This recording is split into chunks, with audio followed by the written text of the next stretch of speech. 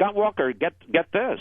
He's going to be our exclusive guest on Fox News Sunday. Are you kidding me? How about that for timing? Because, of course, he's made headlines, maybe unwanted headlines, but during the question and answer session at CPAC, he was asked how he would combat the threat from ISIS, and, of course, he answered, if I can take on 100,000 union protesters, I can do the same across the world. So now people are squawking that he compared union protesters to ISIS.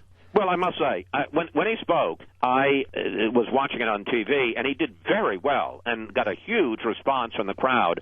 But when he was asked that question, and let's be honest, I mean, that's his big selling point at this point is I took on the public workers unions. That was a lot of heat, and I won. I prevailed over them, and, you know, I'll fight your battles in Washington. It's a very attractive and very persuasive argument.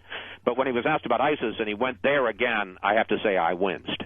Yeah, I mean, I understand. I mean, this is one of these deals where even Rudy got in trouble for the things he said, and I don't know that he backed down. And Walker, no, he kind of did back down. And Walker got in trouble for the things Rudy said. Right, well, that's because Rudy was at Walker's dinner. I understand. And, Rudy, Walker didn't say it. Rudy said it. Well, what Rudy said was Obama doesn't act like he doesn't love this country. And listen, I think that's a fairly controversial statement, but don't like you? it or not, millions and millions of people were saying that's exactly how we feel.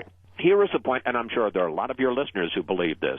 It isn't the smartest thing to say, and here because politically, it's about inclusion, not exclusion. It's about addition, not subtraction. Mm-hmm. And I thought the way, for instance, Marco Rubio handled it, he said, "I think I don't question his motives. I just think his policies are all wrong." Right. Why not just say that? And that's what don't O'Reilly, say he doesn't love the country. Just say I think he's screwing up the country. And that was the segment that we did with O'Reilly the other night. O'Reilly's talking points memo and what Combs and I guested about was whether or not people are distinguishing between the hatred for Obama or the hatred for Obama's policies. Can you distinguish between not liking the man and not liking what the man has done? And that's important, I think. Although, you know, I mean, people like Bill, he brings up, well, you know, people are saying he's a Muslim and he's a secret Muslim and all this stuff. Yeah, and you can bring up people, you could find people on the radio or anywhere who say he's got a chip in his head, you know, and getting instructions from somewhere. In fact, 17%, according to the most recent poll, it was a couple of years ago, I think it was in 2012, said they think he's a Muslim.